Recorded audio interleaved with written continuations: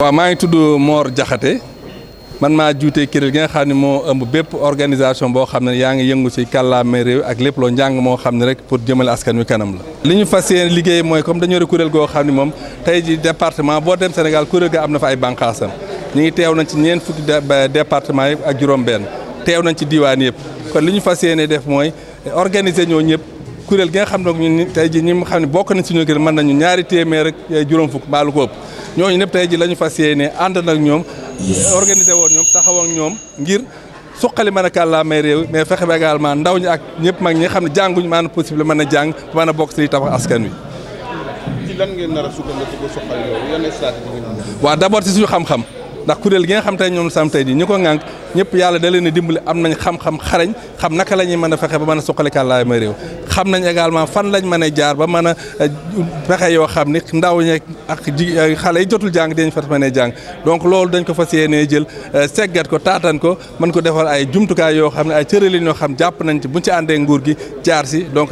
ñàkkum jàng dina mën a delloo ko baax a baax si askan wi. waaw dugal kàllaamay réew si njàng moom lu ñu commencé la ak nguur gi donc jéego yu am solo nguur gi def nga te suñu kuréel gi ñu yoreet bare na si ñoo xam ne liggéey nañ ci liggéey bu am solo pour mën ci génn ay njàngateet yoo xam ne nguur gi sukkandiku na si ba mën a commencé dugal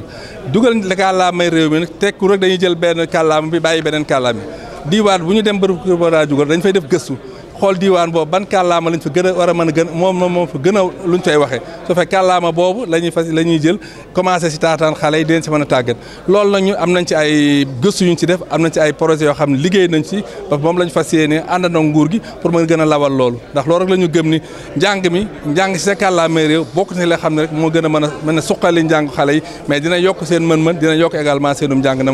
ba mu mucc ayib. léegi défi bi ñu gën a mooy ñàkk koppar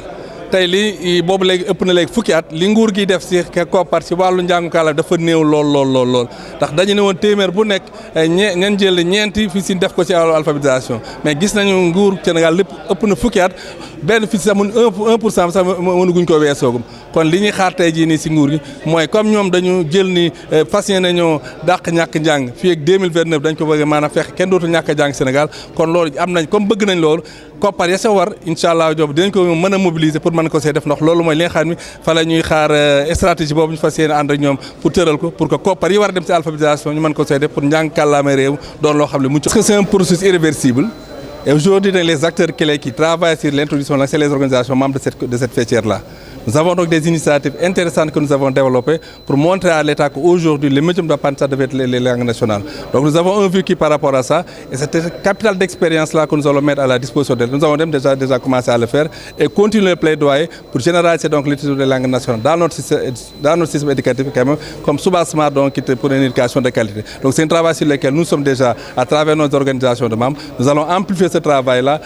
renforcer également le plaidoyer, accompagner l'État donc qui aujourd'hui a engagé le processus des réformes extrêmement importantes pour l'introduction des langues nationales dans le système éducatif. Est-ce que vous allez également mesurer sur ce point les conséquences? Quand je dis les conséquences, parce que vous savez, au Sénégal, nous avons plusieurs langues nationales. Alors, lesquelles de ces langues-là vont être introduites dans le système éducatif, lesquelles ne le seront pas? Est-ce que vous avez mesuré tout ça? Vous savez, l'introduction de langue, c'est un processus. Il y a des études préalables qui vont être menées, donc des cartes linguistiques vont être menées dans les différents départements à travers donc, la direction de l'application des langues nationales. Donc on ne se lève pas un jour pour dire voilà telle langue qu'il faut dominer. Donc chaque territoire a ses réalités et il y a donc un travail d'analyse linguistique qui se fait au niveau des régions, qui se fait quelle est la langue la mieux parlée, qui va être donc développée. Donc il n'y a pas une prédominance d'une langue à une autre, c'est selon la langue qui est le plus parlée dans le territoire qui va être utilisée présentement donc, comme médium d'apprentissage. Donc c'est un processus de consultation qu'il faut mener. Donc aucune langue ne sera pas dominée par rapport. Tout dépendra de l'environnement dans lequel donc, ces programmes-là vont être développés.